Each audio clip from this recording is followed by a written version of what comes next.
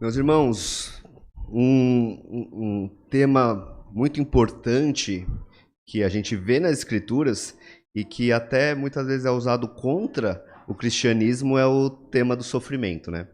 Muitos acham que o mal, o sofrimento, as coisas ruins que acontecem são o ponto frágil do cristianismo, são o calcanhar de Aquiles do cristianismo. Se o Deus é bom e é poderoso, por que o mal existe? Porque as pessoas sofrem, inclusive os cristãos, inclusive aqueles que dizem que seguem esse Deus, né? Mas nós vamos ver hoje que o sofrimento, ele não invalida nem a bondade de Deus, nem o poder de Deus. Mas o sofrimento faz parte do plano de Deus para ensinar o seu povo. Nós vamos ver que o sofrimento, ele faz parte do plano de Deus para aproximar o povo de si. Aproximar o povo de si e afastar o povo do inimigo. Nós temos que lembrar que todo sofrimento começa lá em Gênesis 3, na queda. E o sofrimento se torna, né, o sofrimento ele se torna o meio pelo qual Deus vai colocar a inimizade entre a semente da mulher e a serpente. Então a inimizade do cristão para com o mundo começa lá em Gênesis 3,15. Quando uma das bênçãos que Deus dá é falar para a serpente, eu vou colocar uma inimizade entre a serpente e entre os descendentes da mulher, para que os descendentes da mulher não façam como Adão e Eva e se juntem à serpente, mas se voltem para Deus. Nós estamos aqui no capítulo 4, finalzinho do capítulo 4. Aqui nós já passamos pelo texto que mostrou que os filhos de Israel estavam sofrendo no Egito. Apesar do sofrimento, eles continuam recebendo bênçãos, então eles multiplicam grandemente, eles recebem a bênção de Deus, mas eles estão sob uma escravidão. E eles, então, em certo momento, clamam a Deus, pedindo que Deus os liberte. E Deus ouve esse clamor. Eles estão sofrendo, mas Deus não está longe deles. Deus ouve o clamor e vai até o povo para libertá-lo. A gente viu na última pregação que eu fiz aqui sobre o chamado de Moisés. Como Deus então vai usar Moisés para retirar o povo do Egito, para salvar o povo dessa escravidão. Nós vimos que Moisés estava muito relutante, fez várias perguntas a Deus e por último ele até falou, não quero ir, manda outro no meu lugar. Mas mesmo assim, ele foi. Mesmo assim, Deus o comandou para estar à frente do povo. E aqui nós já percebemos uma coisa muito interessante. Moisés conversa com Deus por quase 30 versículos. É a conversa de Deus com Moisés. 30 versículos para Moisés ficar colocando obstáculos. Mas eles não vão crer. Mas quem é o Senhor? Para quem eu falo? Eu falo que o Senhor é quem para eles? Eu não consigo, eu não posso. E aí, em 3 versículos, Moisés e Arão chegam no povo, o povo ouve, acredita e acabou. Toda aquela antecipação de angústia de Moisés não aconteceu aqui. E quantas vezes nós também não vivemos assim? Antecipando a angústia, achando que algo vai acontecer, que o sofrimento vai vir, que vai acontecer alguma coisa, e não acontece. E a gente sofre por antecipação. A famosa ansiedade. Eu olho para frente, eu imagino que vai acontecer alguma coisa, e nada daquilo às vezes acontece. Aconteceu com Moisés aqui. Moisés antecipou tudo, e tudo aconteceu exatamente como Deus havia falado. Deus falou que Arão ia encontrar Moisés, os dois iriam falar com o povo, com os anciãos principalmente, e o povo ia crer. E foi exatamente isso que, em poucas palavras, o texto mostra pra gente que aconteceu. E aqui a gente vê uma sequência que é bem interessante. Arão falou todas as palavras do Senhor, Arão fez os sinais diante do povo, o povo creu e adorou. E a gente vai ver como isso é importante para a gente, porque até hoje somos assim. Nós escutamos a palavra do Senhor, nós vemos os sinais que Ele deixou nos sacramentos, o batismo e a ceia, os sinais do Evangelho, nós cremos e nós adoramos. E é isso que a gente precisa. A gente não precisa de muitas outras coisas ou de nada além disso. Nós temos a palavra de Deus, nós temos os sinais que Ele nos deixou, nós temos o Espírito que nos convence e que fortalece a nossa fé. E aqui nessa primeira cena que nós lemos, nós vemos essa fé do povo sendo alimentada. É alimentada com a palavra, é alimentada com os sinais de Deus. O povo crê e isso se torna adoração. Eles se prostram e adoram Deus e creem que as coisas vão acontecer exatamente como Arão falou para eles, que foi o que Deus tinha falado para Arão e para Moisés. E vamos continuar o texto e ver como que essa fé agora vai ser testada. Ela foi alimentada, o povo creu, mas agora ela vai ser testada. Vamos ler do versículo 1 até o versículo 5 do capítulo 5. Diz assim: Depois Moisés e Arão foram e disseram a Faraó: Assim diz o Senhor, Deus de Israel: Deixe o meu povo ir, para que me celebre uma festa no deserto. Faraó respondeu: Quem é o Senhor para que eu ouça a sua voz e deixe Israel ir? Não conheço o Senhor e não deixarei Israel ir. Eles prosseguiram: O Deus dos Hebreus veio ao nosso encontro. Portanto, deixe-nos ir caminho de 3 dias ao deserto, para que ofereçamos sacrifícios ao Senhor, nosso Deus, para evitar que ele venha sobre nós com peste ou com espada. Então o rei do Egito disse: Moisés e Arão, por que estão afastando o povo das suas tarefas? Voltem ao trabalho. Faraó disse também: O povo da terra já é muito, e vocês ainda querem que eles descansem de suas tarefas. Aqui, meus irmãos, Moisés e Arão então vão até Faraó. E assim como já tinha acontecido, conforme Deus tinha falado, que eles iam ao povo, o povo ia crer. Aqui continua acontecendo que Deus já havia falado. Moisés já sabia que o povo não ia ser liberto sem a forte mão do Senhor. Deus já havia falado para Moisés que Faraó não ia deixar o povo sair tão fácil assim. E aqui Moisés e Arão vão, então, diante de Faraó. E aqui a gente começa a ver também um contraste, um paralelo entre Faraó e o Senhor. Faraó e Deus. É a primeira vez aqui que é apresentado Deus como Deus de Israel como povo. Já havia aparecido Deus de Israel como Jacó. Aqui é Deus de Israel, o povo. Então o povo já está identificado com esse Deus novamente, o Deus de Abraão, de Isaac e de Jacó. Só que Faraó não conhece esse Deus. E Faraó então ouve falar o nome desse Deus, que é o Senhor, como Moisés apresenta, mas Faraó não conhece a Deus.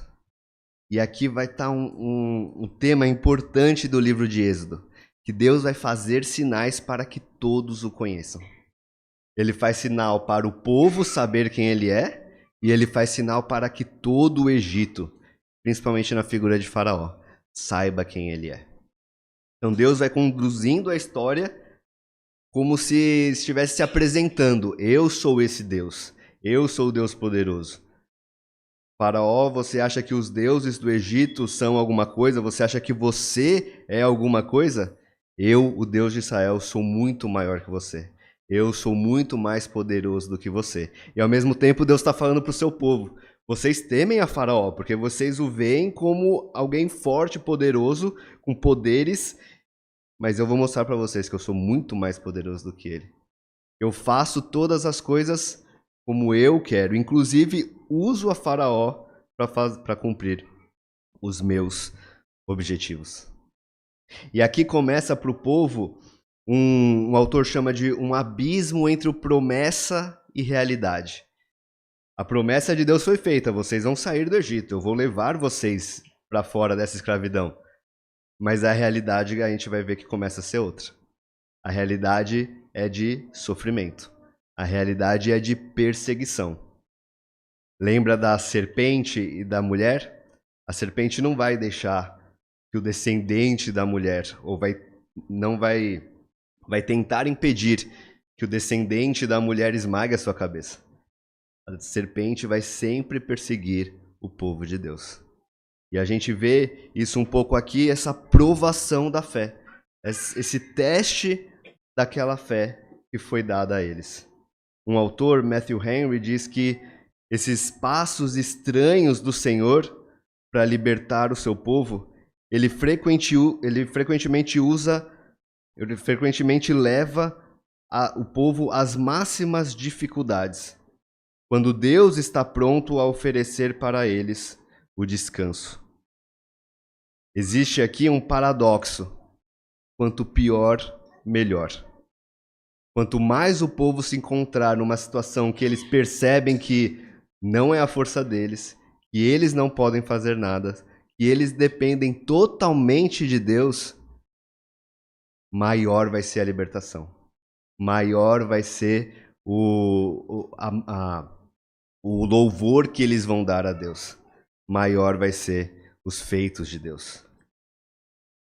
Outro autor, Bruce Waltke, que diz que um dos objetivos do sofrimento do povo de Deus é nos libertar de uma vida que busca prazeres.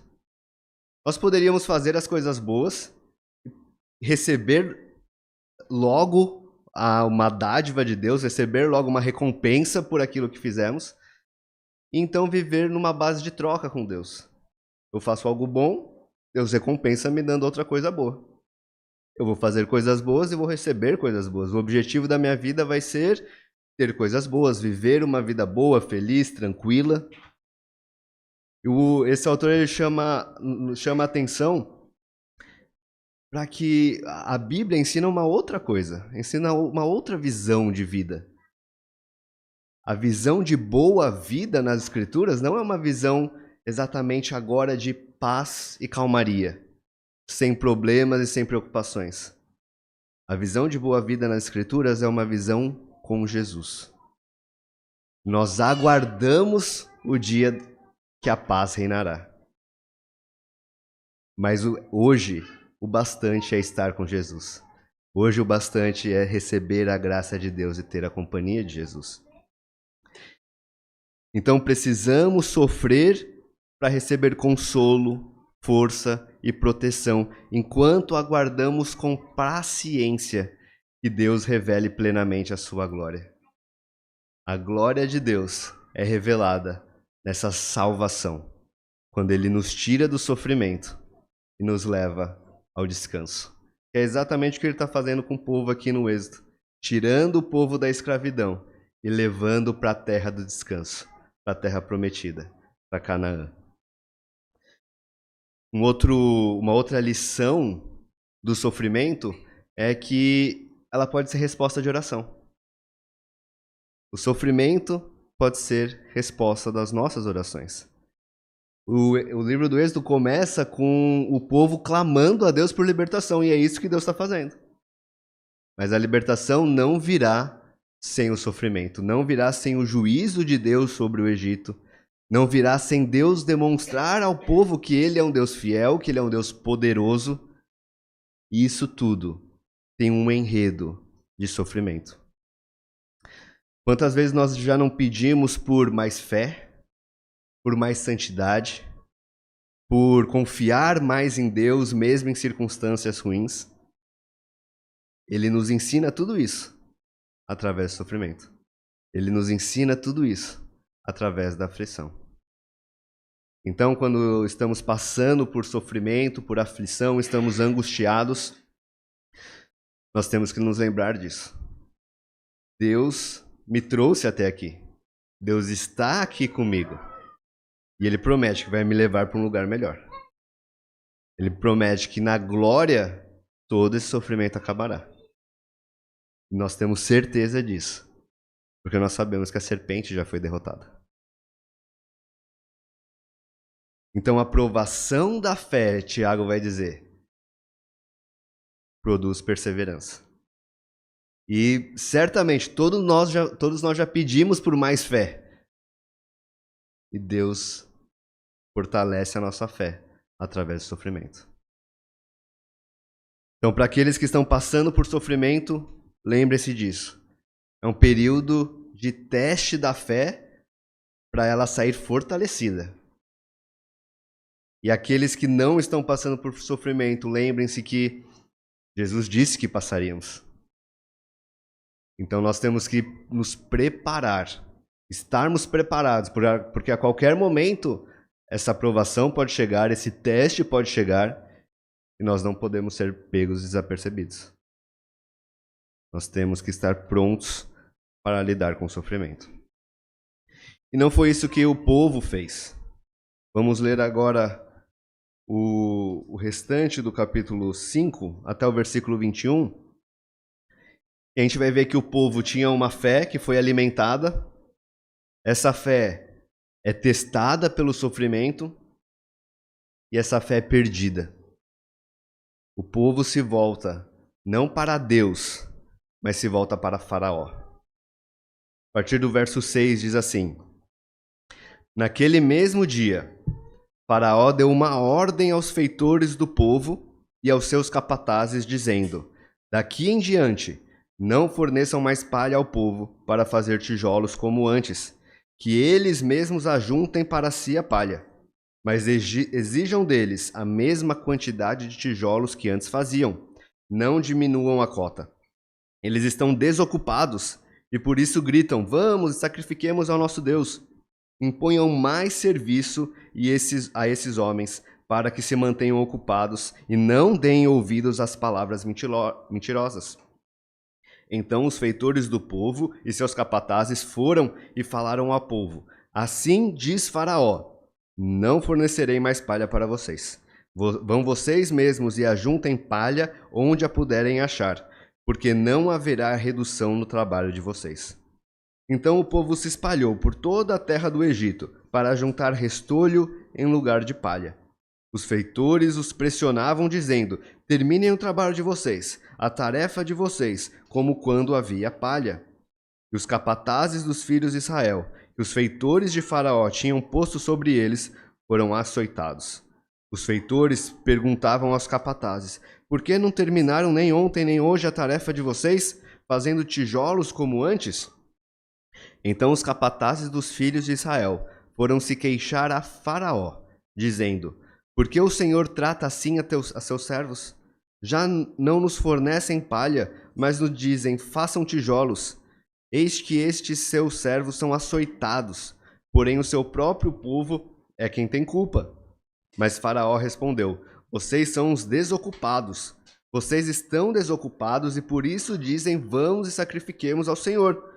Voltem agora ao trabalho. Vocês não receberão palha, mas terão de produzir a mesma quantidade de tijolos.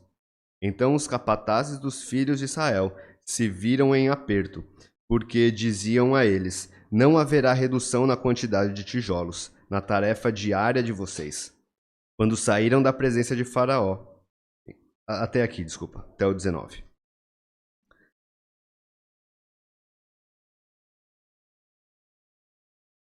Nós vemos aqui então, irmãos, a resposta de Faraó.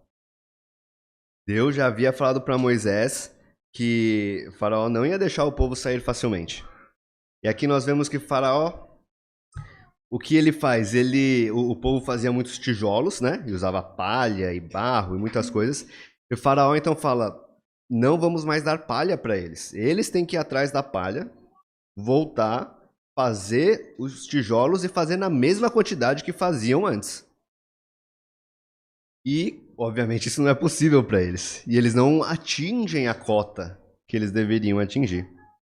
E aqui nós temos as ações de Faraó seguindo o seu desconhecimento de Deus. Ele não conhece Deus. Ele fala, ó, vocês estão inventando essas coisas. Não precisam ir para o deserto louvar o Deus de vocês. Inclusive, vocês estão desocupados. Por isso eu vou dar mais trabalho para vocês. Já que vocês têm tempo para pensar nas coisas do Deus de vocês, vocês estão desocupados, então vocês vão fazer mais por mim. E os hebreus, eles devem manter a produção, mas eles não conseguem manter essa produção. E a gente vê aqui novamente o paralelo entre o Senhor, Deus de Israel, e Faraó. Vejam no versículo 10 como os feitores do povo vão, assim como Moisés e Arão foram para o povo falar, aqui os feitores do povo falam ao povo como emissários de Faraó. Assim diz Faraó. Lá no versículo 1 foi, assim diz o Senhor, Deus de Israel. Agora no versículo 10, eles não são mais porta-voz de Deus, eles são porta-voz de Faraó.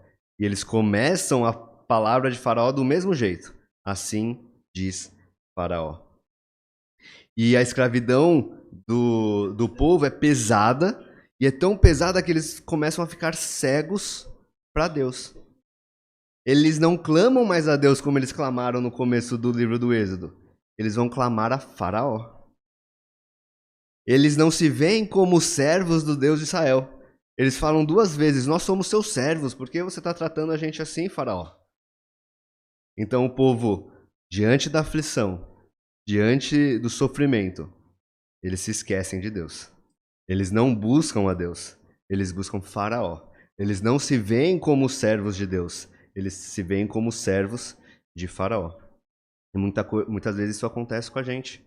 Diante do sofrimento, a gente quer achar a saída mais rápida. E mesmo se a saída mais rápida for falar com Faraó, eu vou deixar Deus em segundo plano. Eu quero rapidamente sair desse sofrimento. Eu faço qualquer coisa para alcançar esse objetivo. E muitas vezes nós estamos clamando para Faraó e esquecendo de Deus. Nós estamos nos vendo como servos de Faraó e não como servos de Deus. O povo clama a Faraó, se vê como servo de Faraó e vai buscar refúgio no inimigo. A amizade que foi colocada para o povo não se aproximar da serpente, o povo está querendo acabar com essa amizade, destruir esse muro e se chegar mais próximo da serpente. O povo vai a Faraó e o povo se esquece. E como Paulo diz em Efésios, a nossa luta não é contra a carne, contra o sangue e a carne, mas contra os principados e as potestades, contra os dominadores deste mundo tenebroso, contra as forças espirituais do mal nas regiões celestiais. Todo sofrimento que nós passamos não são questões humanas. Há uma batalha espiritual em curso e nós fazemos parte dela. A serpente quer destruir os filhos de Deus. E nós somos esses filhos de Deus. Todo o sofrimento que nós passamos, o Senhor é poderoso e está sobre ele. E é algo espiritual. Algo espiritual que eu digo porque nós devemos combater espiritualmente. Às vezes pessoas fazem coisas erradas com a gente e a gente pode tentar devolver isso na mesma moeda ou falar, então se fazer coisa errada não me traz consequências como eu achei que trariam, consequências ruins como eu achei que trariam, eu posso viver desse jeito. Toda batalha que nós passamos é espiritual. É o diabo, é a serpente buscando fazer os filhos de Deus caírem. Minando a nossa fé, nos cegando para Deus e nos falando, olha, aqui tem um Faraó tão bom para você. E ali é Faraó, ele pode tirar as suas cadeias, ele pode minimizar o seu trabalho, ele pode minimizar a sua dor, seu sofrimento. Nós devemos estar atentos para não cair nisso.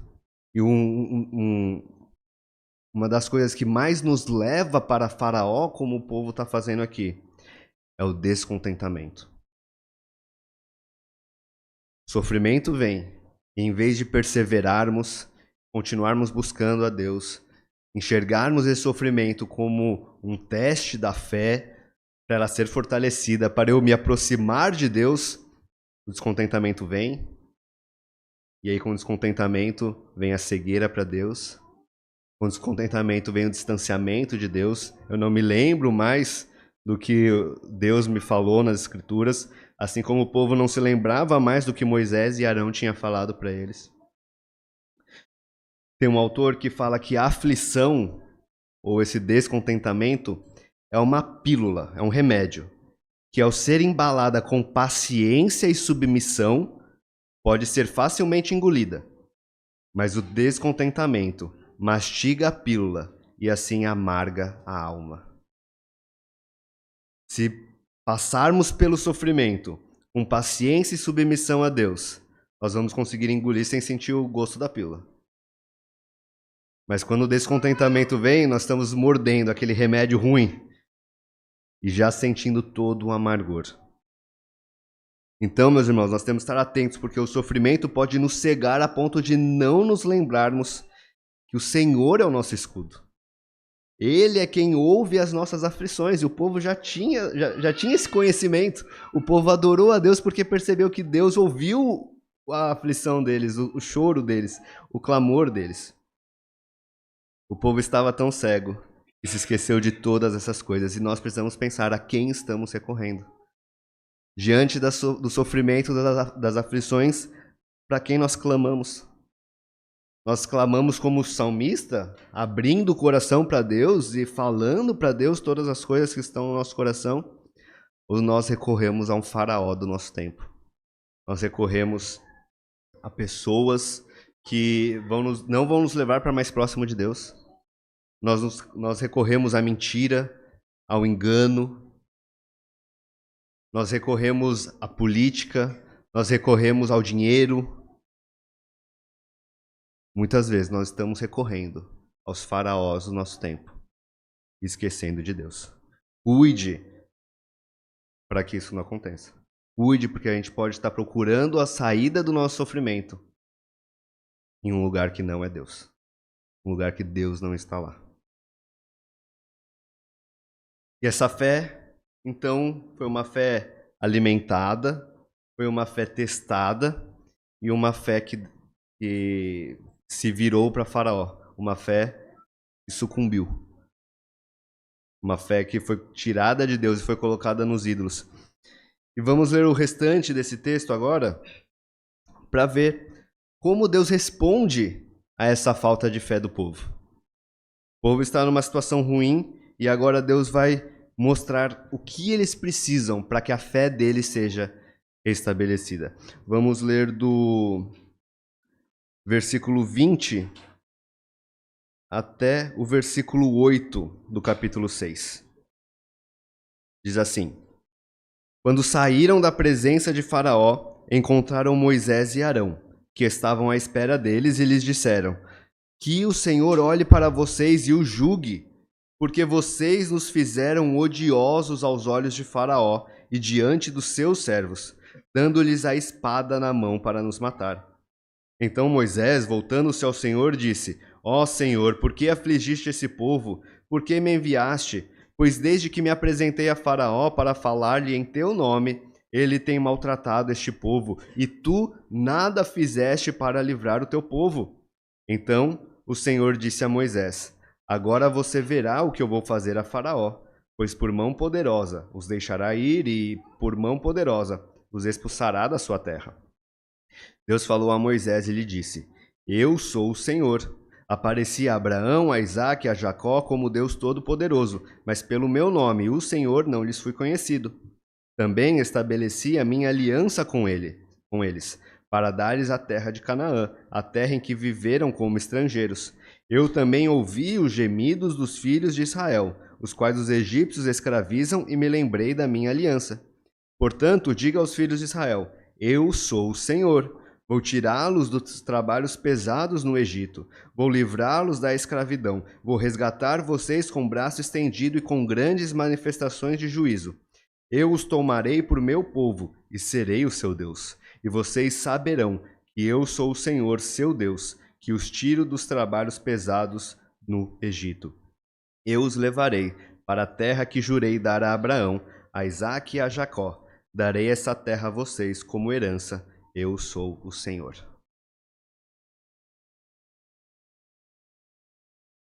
O povo, então, os capatazes, né, os líderes do povo, saem da presença de Faraó e logo encontram Moisés e Arão, a quem eles deveriam ter recorrido.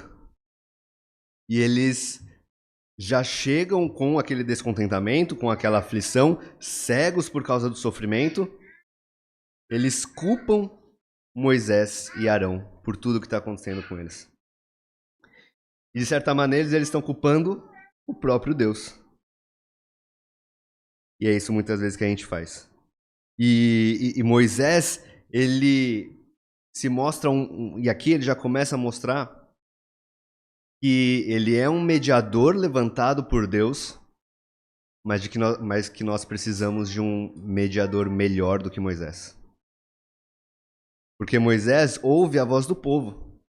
Ele olha para Deus e ele leva para Deus as mesmas acusações que o povo fez contra Deus.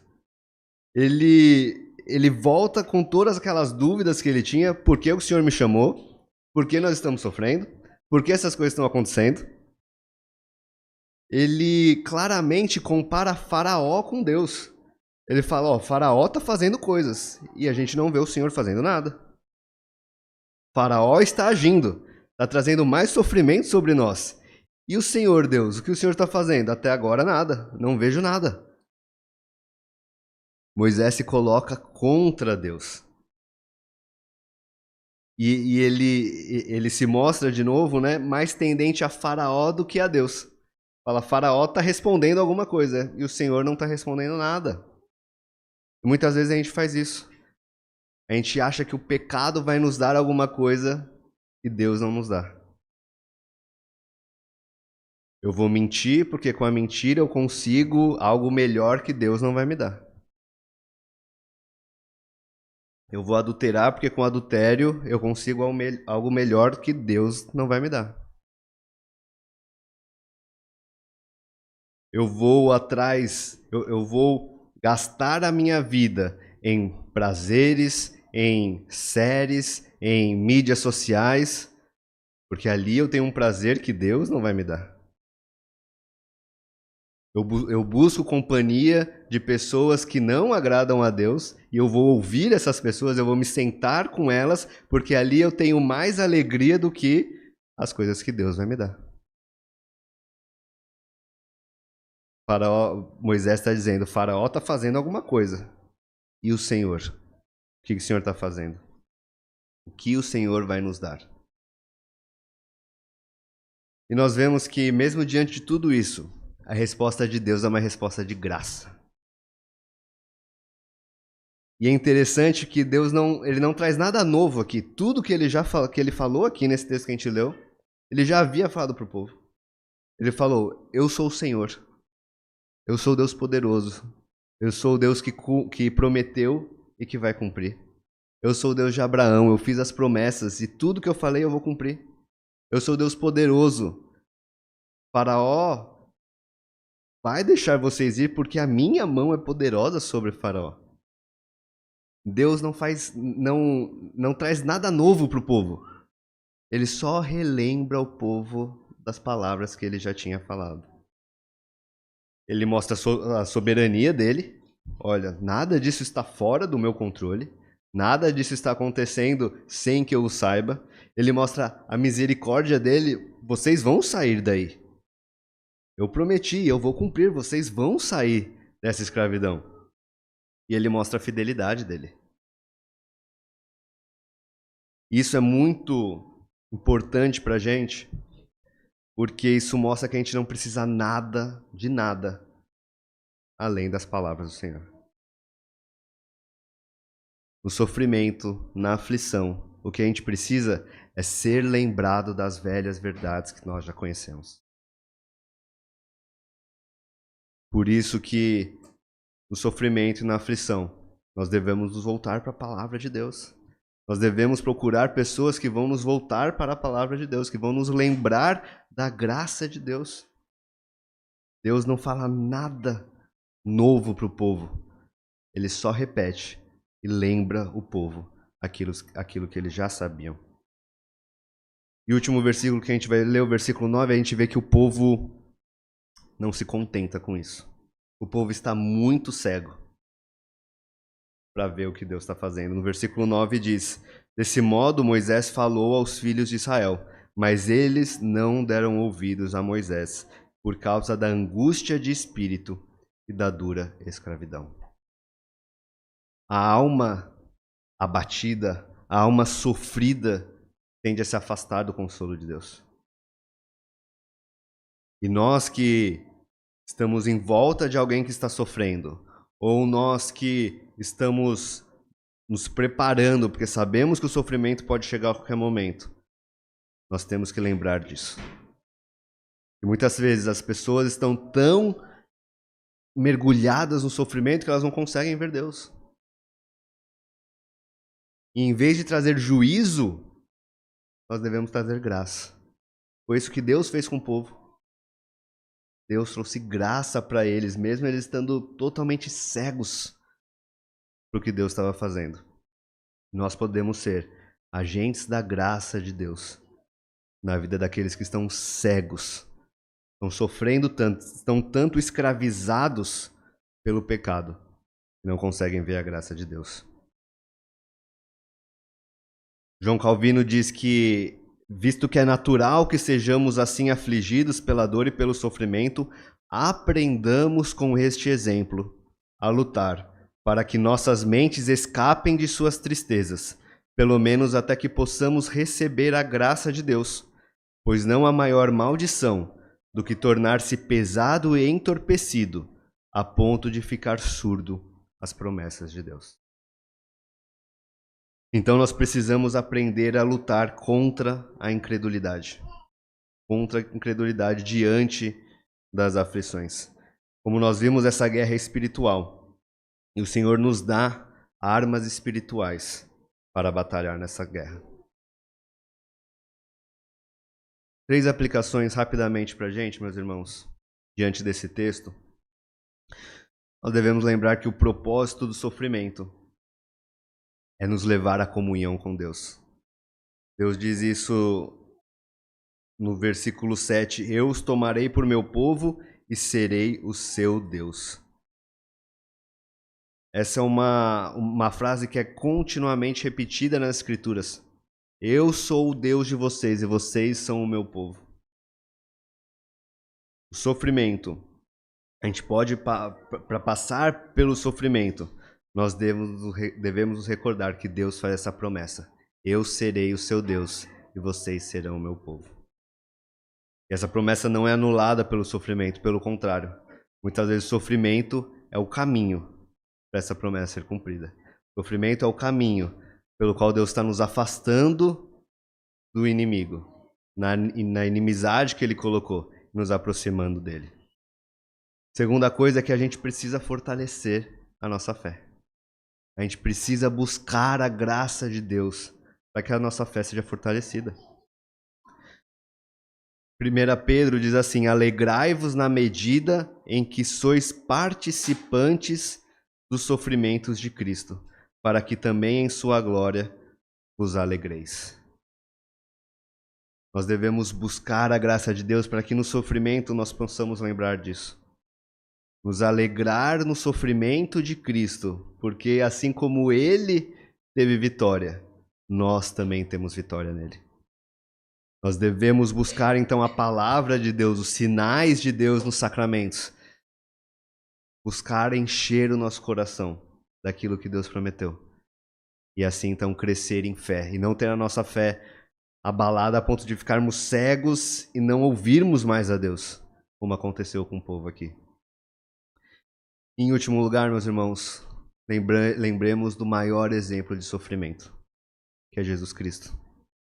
Jesus é o descendente da mulher que foi ferido pela serpente, mas ele suportou aflições que nós nem pensamos que nós nem imaginamos. O texto de Hebreus vai falar que ele aprendeu a obediência por meio do sofrimento e que ele fez orações e súplicas com forte clamor e lágrimas e foi ouvido. Por que com nós seria diferente? Se o nosso Salvador, se o nosso mediador passou por tantas coisas, por que nós não passaríamos? Então, vivamos como Jesus viveu através do sofrimento, buscando com clamor, buscando com lágrimas, mas buscando com fé. Porque o sofrimento de Jesus, a cruz, não acabou com Jesus, não acabou com a vida de Jesus. Jesus ressuscitou. Assim como ele teve a vitória sobre todo o sofrimento, nós que estamos unidos a ele, também temos essa promessa de vitória. Então, meus irmãos, que quando a nossa fé for afligida, nós respondamos com mais confiança em Deus, buscando a Deus, sabendo que com ele temos comunhão. Muito obrigado por nos acompanhar até o final deste vídeo. Para receber mais reflexões e ficar por dentro dos próximos conteúdos, te convidamos a seguir as nossas redes sociais que estão na descrição. Alguns vídeos aparecerão na tela caso queira continuar nos assistindo. Abraço e até a próxima.